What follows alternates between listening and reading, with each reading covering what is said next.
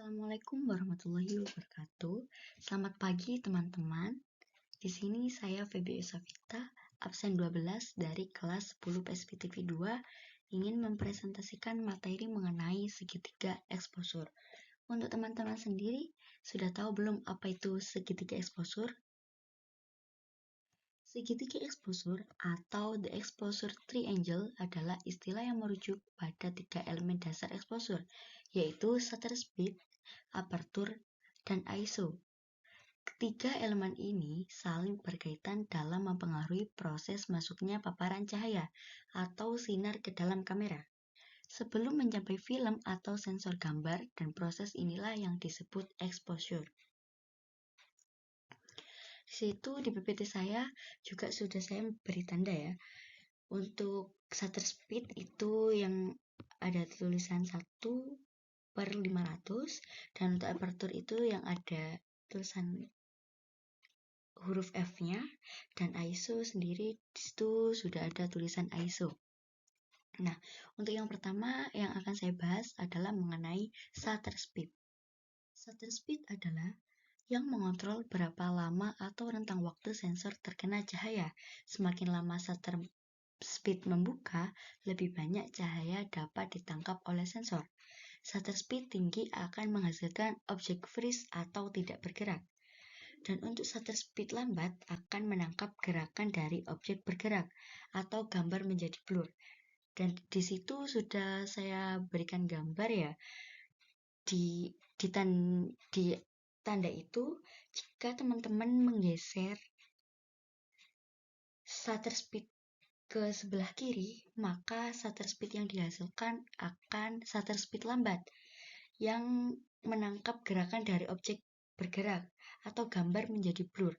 Namun, jika teman-teman menggeser shutter speed-nya itu ke sebelah kanan, maka akan menghasilkan objek freeze atau tidak bergerak. Dan untuk yang kedua, saya akan membahas mengenai aperture. Aperture sendiri adalah yang mengontrol lebar sempitnya bukaan lensa sebagai jalan cahaya menuju sensor. Semakin besar nilai aperture, semakin sedikit cahaya yang ditangkap oleh sensor atau menghasilkan foto gelap. Dan semakin kecil nilai aperture, semakin banyak cahaya yang ditangkap oleh sensor. Foto akan menghasilkan foto yang terang.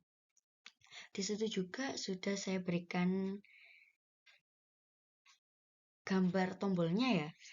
Nah, di situ untuk merubah aperture, tombol yang diberi tanda warna biru itu dipencet bersamaan dengan menggeser tombol yang saya beri tanda warna merah.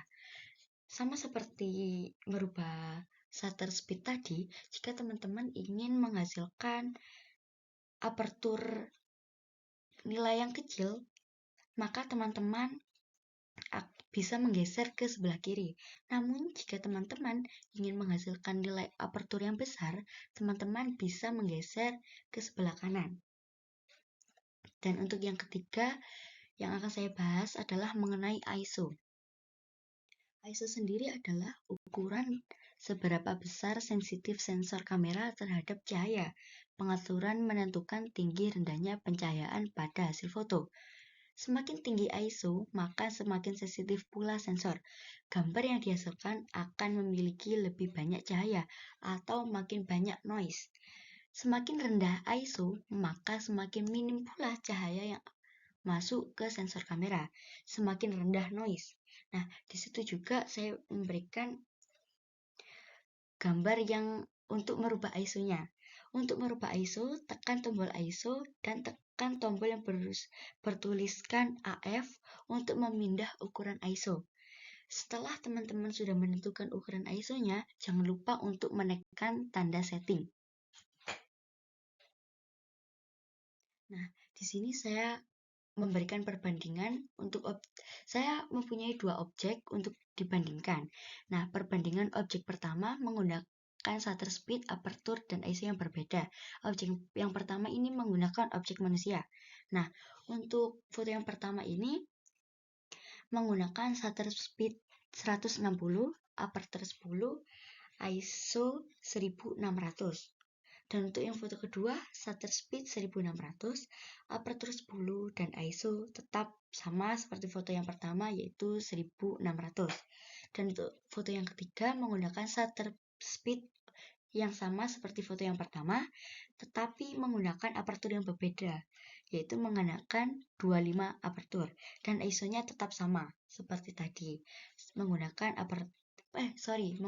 ISO yang sama seperti tadi, yaitu 1600 aperture. Nah, untuk foto yang keempat ini menggunakan shutter speed yang sama seperti foto yang awal tadi, menggunakan aperture yang sama juga, tapi pembedanya pada ISO. ISO-nya dirubah menjadi 100.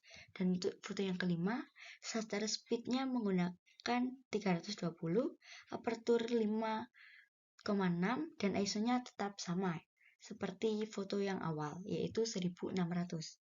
Dan untuk foto yang keenam ini, shutter speed-nya 160 sama seperti yang awal, aperturnya yang berubah atau dibedakan menjadi 9,0. Dan ISO-nya juga dirubah menjadi 100. Nah, dari pembandingan 6 foto ini, yang paling beda itu di foto yang kelima, karena cahayanya itu lebih terang banget. Soalnya menggunakan ISO yang sangat tinggi dan menggunakan shutter speed yang tinggi. Nah, untuk yang di foto kedua ini pembedanya itu fotonya itu lebih gelap dari foto yang lain karena menggunakan aperture 10 dan menggunakan shutter speed 1600. Nah, di objek yang kedua ini objeknya itu ada bunga. Nah, untuk foto yang pertama menggunakan shutter speed 500, aperture 16, ISO 400. Dan foto yang kedua menggunakan shutter speed 1250, aperture 16, ISO 400. Shutter speed 500 itu di foto yang ketiga dengan aperture 11 dan ISO 14. Nah, di foto yang keempat ini shutter speed-nya sama seperti yang foto awal, yaitu 500, namun yang menjadi pembeda ini berada di ISO 6400. Tapi aperturnya tetap sama seperti tadi 16. Nah, di foto yang kelima ini shutter speed-nya berbeda, berubah menjadi 800. Aperturnya juga berubah menjadi 7,1 dan ISO-nya tetap menjadi 400. Dan di foto yang kelima ini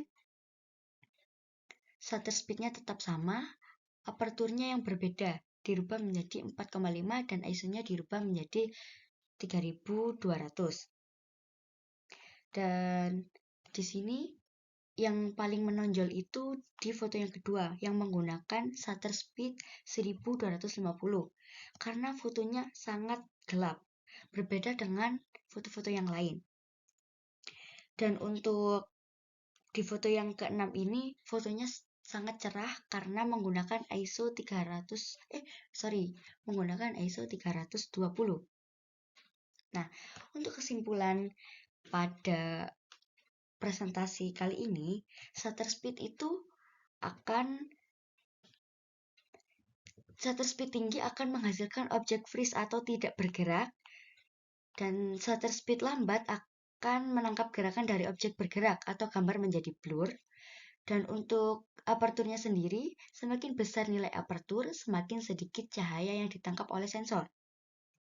Dan foto akan menjadi gelap, sama seperti foto nomor 2 di objek nomor 2 ini. Fotonya sangat-sangat gelap, dan semakin kecil nilai apertur, semakin banyak cahaya yang ditangkap oleh sensor.